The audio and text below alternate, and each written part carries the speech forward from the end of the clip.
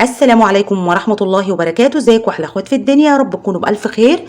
ده ان شاء الله الصابون البلدي اللي هنعمله مع بعض النهارده، عاملينه من 3 مجات زيت مستعمل. عملنا احلى صابون بلدي للقضاء على اصعب البقع الموجوده في الهدوم.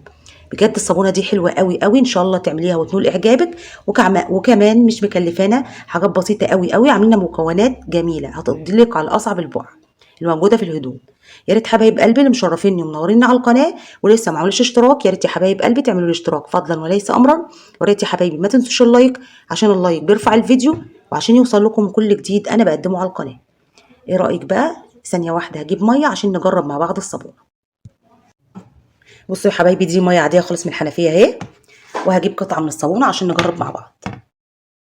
بصوا يا حبايبي، انا جايبه لكم دايما بجيب لكم الفوطه بتاعه المطبخ لانها اكتر حاجه بتبقى فيها بقع اهي في الميه. تمام، وهناخد الصابونه اهي يا حبايبي، وهنشوف الرغوه بتاعتها عامله ازاي. بصوا يا حبايبي رغوتها عامله ازاي، تحفه. رغوت بصوا يا حبايبي رغوتها عامله ازاي، تحفه يا جماله بجد. الوصفه دي رائعه بجد، يا ريت تجربوها، حلوه قوي قوي بالمكونات اللي فيها. وهتخلي لك اي حاجه فيها بقعه صعبه، اي بقعه صعبه الصابونه دي هتقضي لك عليها تمام. جربوها بس بجد حلوه قوي قوي، المكونات اللي فيها اصلا روعه. شوفوا رغوتها زي ما انتم شايفين كده اهي. ايه رايكم بقى في الرغوه بتاعه الصابونه؟ تحفه بجد. شطفت كمان الفوطه بتاعه المطبخ، بصوا مبقاش فيها اي بقع زي ما انتم شايفين كده اهي. ايه رايكم بقى؟ بجد هتقضي لك على اصعب البقع، حلوه قوي قوي. يلا بقى بينا على الوصفه عشان نشوف احنا ازاي عملناها مع بعض. ان شاء الله يا حبايبي هنعمل احلى صابون بلدي مع بعض، هنحط فيه مكونات جميله جدا جدا ان شاء الله تنول اعجابك. بس قبل كده ما نبدا الوصفه حبايبي نسمي الله ونصلي على الرسول صلى الله عليه وسلم. اول حاجه كده معايا ربع كوبايه من عصير الليمون، تمام، وست معالق، احنا عندنا في مصر بنقول عليها صودا او بطاس، في بعض الدول كترونه، حجر تسليك المجاري، دوب وشار، تمام. هنحطهم طبعا تكون لابسه كمام عشان ريحته بتبقى فظيعه، تمام اهو. واي اطفال جنبك تبعديهم. لحظه واحده هقلبه. هنعمل 3 مجات من الزيت، كل كوبايه عليها معلقتين من الصودا، تمام. انا هركنها شويه كده، لحظه. بصوا يا حبايبي انا كده ركنت الصودا، طبعا تكوني فاتحه الشفاط عشان الابخره اللي فيها بتبقى وحشه، تمام. دولك 3 مجات، انا بصوا عاملاها بالمج ده، 3 مجات من المج ده زيت مستعمل. انا كنت حاطه برضو بالصودا بنفس الكوبايه دي، بس الكوبايه دي اتفلقت مني فما رضيتش احط فيها الصودا، تمام. كنت حاطه من دي في الكوبايه اللي انا حطيت فيها قدامكم الميه بتاعت الصودا، تمام. هنكمل كده الوصفه عقبال ما الصودا تبرد خالص. لحظه واحده. بصوا يا حبايبي ده معلقتين من السكر، سكر بودر، تمام. عندك السكر العادي الخشن عادي حطيه برضو، يا ريت تحطيه في الميه يعني وانت بتعملي الصودا، تحطيه في العصير اللي احنا حاطينه وتدوبيه قوي عشان لو كلكع منك هتلاقيه في الصابونه، تمام. طبعا انا مصفيه الزيت كويس اهو. هنقلب كده الحاجات دي كويس، تمام. يبقى انا حطيت معلقتين من السكر معايا، معلقتين بيكربونات الصوديوم، معلقتين زهره بيضه، معلقه ملح ليمون. انا اسفه جدا يا حبايبي، دي معلقه فانيش. الفانيش ده كان عندي يا حبايبي من قبل المقاطعه. طبعا انت ما تجيبيش الفانيش عشان احنا عاملين عليه كلنا طبعا عاملين مقاطعه على المنتجات دي. فانا كان عندي يعني انا كنت شاريه المنتجات دي من قبل المقاطعه يعني بشهور. انا عندي حاجات بس انا ما برميهاش، يعني بعمل بيها الوصفات، لكن انا ما بشتريش اي حاجه احنا عاملين عليها مقاطعه. احلى صابونه بجد هتقضي لك على اصعب البقع اللي موجوده في الهدوم. طبعا انا عامله الوصفه دي يا حبايبي للهدوم، يعني ما تغسليش بيها اي مواعين، تمام. هقلب كويس. هشوف بقى الصودا اهي يا حبايبي، الصودا الكاويه هنحطها ونقلب كويس. ندمج الزيت كده مع الصودا والمكونات التانية تدوب. بعد كده معايا ربع مج من الصابون السائل. انا ما كانش عندي برسيل جل فحطيت صابون سائل، فانت عندك برسيل جل حطي ربع كوبايه. وهنقلب برضو كويس كده. الوصفه دي بجد رائعه، هي المكونات اللي احنا هنحطها كتيره بس حاجات بسيطه قوي موجوده في كل بيت. بعد كده لحظه واحده، وهنحط كمان اقل من ربع كوبايه كده. دي خلطه بيضه من بتاعه الهدوم البيضه، الخلطه البيضه حطيت اقل من ربع كوبايه. كل الحاجات دي هتعزز لك الصابونه وتخلي لك جميله جدا، وهتقضي لك على اصعب البقع الموجوده في الهدوم. ودولك حوالي كده معلقتين من الكلور الخام، تشتري كده من عند بتاع المنظفات بيبقى سايب. هنقلب كل الحاجات دي مع بعض، حلوه قوي برضو في التنظيف، روعه. وهحط كمان ده دوني، هيديكي ريحه حلوه للهدوم كمان، والصابونه يعني هيخلي ريحه الصابونه جميله. لما تيجي تغسلي الهدوم هتديها ريحه حلوه قوي قوي. لو عندك اي معطر حطي. هي المكونات كتير بس بسيطه قوي، يعني موجوده في كل بيت. حطي من كل حاجه معلقتين واقل من ربع كوبايه، يعني حاجات بسيطه قوي. احنا بص لسه فاضل، انا هحط اوكسي. تمام اهو. طبعا انت عندك اي مسحوق بس غير المسحوق اللي هو في المقاطعه يا حبايبي مفيش حد يجيب. انا بحب ريحته حلوه قوي قوي.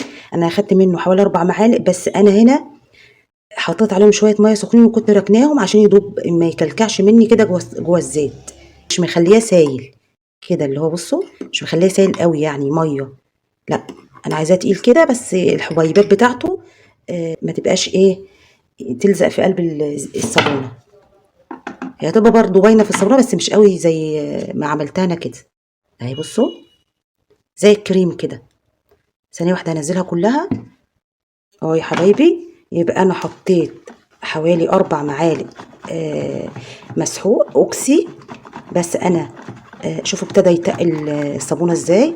بس انا حطيت عليه شويه ميه سخنين بيغلوا كده، ما خليتوش بقى عامل زي الميه، لا زي الكريم زي ما انا وريته لكم كده، عشان الحبيبات بتاعته ما تبقاش باينه قوي، يعني مش هتدوب بسهوله كده جوه الزيت. فبص انا عملتها كده تمام. احنا حاطين مكونات حلوه قوي، وريحه الصابونه مش عايزه اقول لك ريحتها عامله ازاي، فظيعه. هقلب كويس. هحط معلقتين من النشا. الخطوه دي مش عايزه تعمليها براحتك خالص، ممكن تستكفي لحظه واحده عامله المعلقه. انا كده حطيت معلقتين من النشا، تستكفي بس بالمسحوق. تمام، يعني تزودي المسحوق شويه، حطي 5 معالق وقلبيه كويس. ممكن تضربيه كمان بالمضرب او في الخلاط، تقلت الصابونه في لحظه. بصوا هقلب شويه وارجع لكم. انا بصوا يا حبايبي قلبتها كويس، ما قعدتش كتير فيها. طبعا الحاجات اللي حطيناها كام معلقه بتاعوا المسحوق والنشا خليها بصوا تقلت على طول.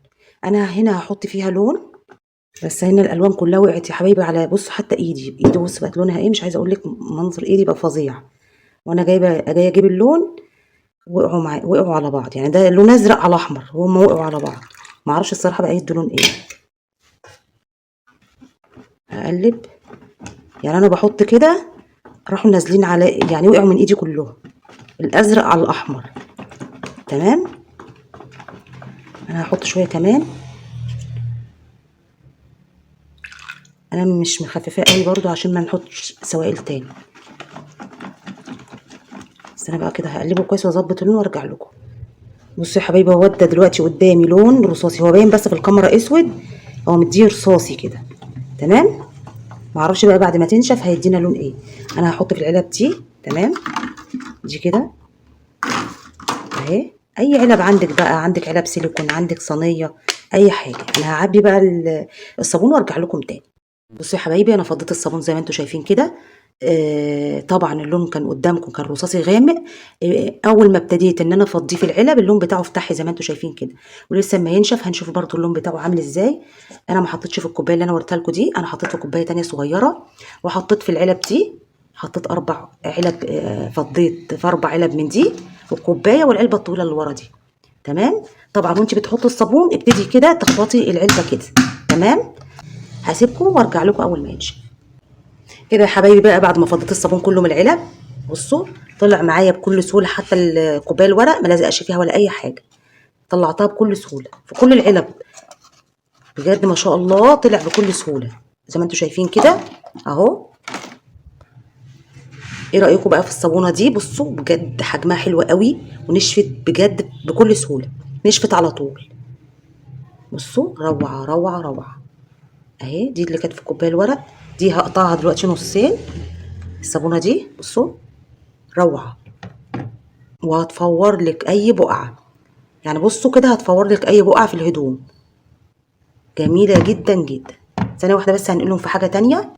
بصوا يا حبايبي انا قطعت الصابونه دي قطعتين كده لانها كانت كبيره، بصوا وحجمها حلو قوي قوي. شوفوا عامله ازاي ونشفت بكل سهوله، نشفت على طول تاني يوم. شوفوا عامله ازاي حجمها كبير ولونها كمان روعه.